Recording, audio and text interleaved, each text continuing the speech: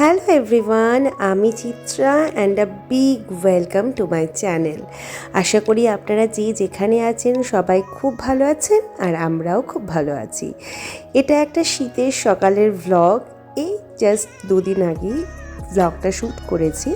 তো এটা হচ্ছে আমাদের মর্নিং রুটিন, যেটা কিনা সকল বাড়ির মহিলাদেরই কিন্তু এটা মর্নিং রুটিন হয়ে থাকে, যাদের বাচ্চারা স্কুলে যায় এবং যাদের বরেরা খুব তাড়াতাড়ি অফিস বেরিয়ে যায়। তো সোনা পুচকুকে তো আমাকে জোর করে তুলতে হয়, কারণ ও স্কুলে বেরিয়ে যায় 8টায়। তো তারই মাঝে জোর করে তুলে, যেহেতু ওর খুবই ঠান্ডা লাগার ধাত, তার জন্য কিন্তু আমি সকাল সকালই ওকে মধু, চ্যবনপ্রাশ, একটা হলুদ আদা দিয়ে একটা পাচন করে তার মধ্যে দিই লবঙ্গ এবং একটা কিন্তু আয়ুর্বেদিক একটা গুঁড়ো আছে, যেটা কিনা মিশিয়ে একসাথে ওকে গরম গরম খাইয়ে দিই। তার ফলে কি ওর পেটটাও খুব তাড়াতাড়ি কিন্তু ক্লিয়ার হয়ে যায় স্কুলের জন্য। তারপরে ওর খাতা বই গুছিয়ে, টিফিন গুছিয়ে রেডি করে অনেকটা ফ্রি হয়ে ও চলে যাওয়ার পর কিন্তু অনেকটাই ফ্রি হয়ে যায়। তারপরেই ঝট করে চলে আসি উপরে বিছনা তুলে কিছু জামা কাপড় রোদে দিয়েই কিন্তু নিজের কিছুটা কাজ গুছিয়ে নেওয়ার চেষ্টা করি। তারপরেই কিছু কাঁচা থাকে, প্রত্যেক দিনেরই তো কিছু ভেজানো থাকে, কাঁচা থাকে, কারণ বাচ্চা বাড়িতে থাকলে অনেক জামা কাপড়ই হয়ে থাকে। তো সেই কাঁচাগুলো কিন্তু ঝটপট করে দিয়েই, যেহেতু আমার পড়ানো থাকে আবার 11টা থেকে, তাই চেষ্টা করি তার আগেই কিন্তু ব্রেকফাস্টটা করে নেবার। তো ব্রেকফাস্টে বেশিরভাগ দিনই আমি ওট সেদ্ধ বিভিন্ন ভেজিটেবলস দিয়ে করে থাকি, আর তার সাথে একটা ডিম সেদ্ধ খেয়ে নিই। সাথেই উপরে এসে নিজের জামা কাপড়টা চেঞ্জ করে নিয়ে, আমি কিন্তু প্রচণ্ড পারফিউম ভালোবাসি। পারফিউম না দিলে অন্য না কিছু দিলেও চলবে, পারফিউমটা কিন্তু মাস্ট। ইনফ্যাক্ট ময়শ্চারাইজারের থেকেও কিন্তু পারফিউমটা আমার কাছে বেশি ইম্পর্টেন্ট। তো যাই হোক, সব কিছু করে টোরে রেডি হয়ে নিয়ে আমি কিন্তু পড়াতে বসে যাই। খুব তাড়াতাড়ি চেষ্টা করি, টাইমলি করার চেষ্টা করি, কিন্তু হয়ে ওঠে না, জানো তো। যেহেতু সকালবেলাতে এমনিতেই শীতকাল, তো ওর জন্য বিভিন্নভাবে কিন্তু লেট হয়ে যায়। এবং আমাদের কিন্তু স্কিনের সাথে সাথে শীতকালে আমাদের লিপসেরও কিন্তু যত্ন করাটা খুবই দরকার, কারণ লিপ কিন্তু আমাদের ফেটে যায়, আর সেটা যদি ফেটে যায় সে দেখতে তো ভালো লাগে না। তার জন্য আমি কিন্তু একটা হোমমেড লিপ বাম ইউজ করে থাকি।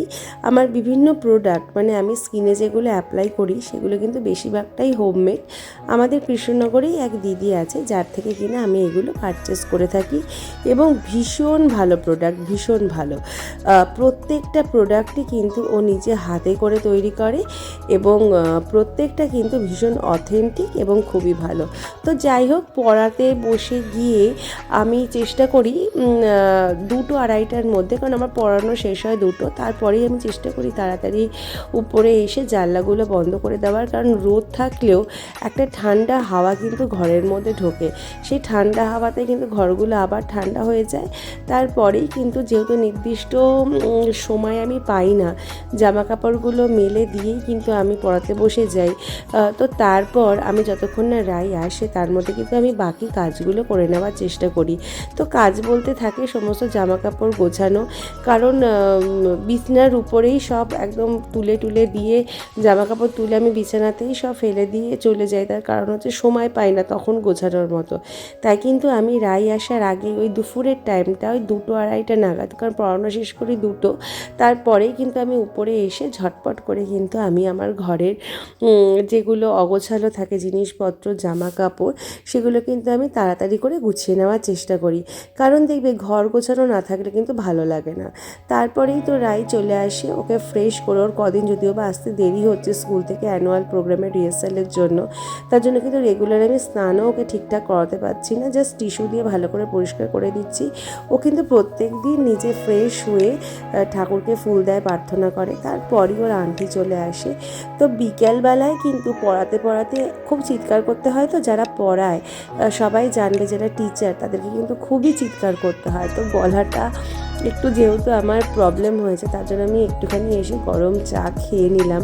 তারপরে এসে দেখি যে, যেহেতু আমার বর রান্না করতে খুব ভালোবাসে, ও মাঝে মাঝে কিন্তু রাতে এসে এই ধরনের কিছু না কিছু করেই থাকে। তো কালকে যেটা করেছে সেটা হচ্ছে চিলি চিকেন। যেহেতু আমার মেয়ের একটুখানি সমস্যার জন্য ওকে ডাক্তার ডিম এবং দুধ খেতে একদম বারণ করেছে।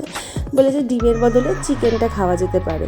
তো চিকেনটা ওর জন্য এখনও মাঝে মাঝেই আনছে, চিকেনের স্টু, চিকেনের স্যালাড, আর তো খাওয়া হয়েছে কদিন। তো কাল দেখলাম ও চিলি চিকেন করেছে। আর ও যেহেতু রান্না করতে খুব ভালোবাসে, তার জন্য কিন্তু রান্নার টেস্টও হয় খুব অপূর্ব। দেখবে যে কাজ যে ভালোবাসে, সেই কাজের ভালোবাসার জন্য সেই জিনিসটাও কিন্তু খুবই ভালো হয়ে থাকে।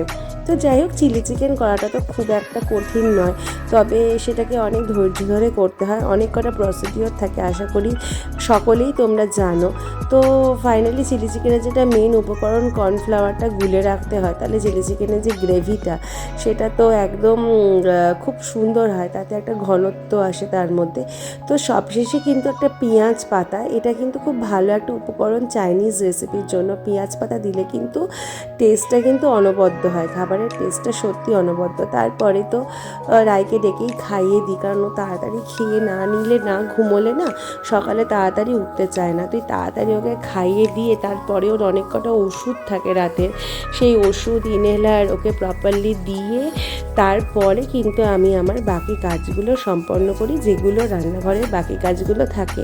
যেহেতু আমার বাড়িতে কোচিং আছে, আমি নিজে স্টেনোগ্রাফি শেখাই, আমি একজন স্টেনোগ্রাফি টিচার, আমি সময় পাই না, তাই যেটুকু সময় পাই তার মধ্যেই করে নেওয়ার চেষ্টা করি। তো ফাইনালি আমার সময় বলতে সেই রাত সব মিটে 11:30 11টার পর তো ঠাকুর প্রণাম করে ঘরে এসে তখন কিন্তু একান্তই নিজের সময়, তখন আর মাথায় কোনো প্রেশার নেই এক্ষুনি আমার স্টুডেন্ট আসবে বা এক্ষুনি রাই আসবে, ওকে পড়াতে হবে বা ওকে আদার্স কিছু করতে হবে।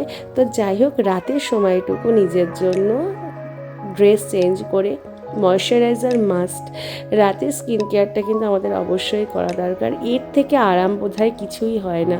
শীতের রাত কম্বলের তলায় মুড়ি দিয়ে কানে একটা হেডফোন গুঁজে নিয়ে নিজের মতো আরাম করে গান শোনো।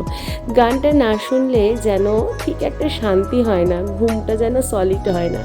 তো যাই হোক, এইভাবেই তো আমার একটা গোটা দিন কেটে যায়। রাতের সময়টুকু কিন্তু সম্পূর্ণ আমার সব থেকে আনন্দের, সব থেকে নিশ্চিন্তের সময়। সকলে ভালো থেকো, ভালো লাগলে একটা লাইক করে দিও।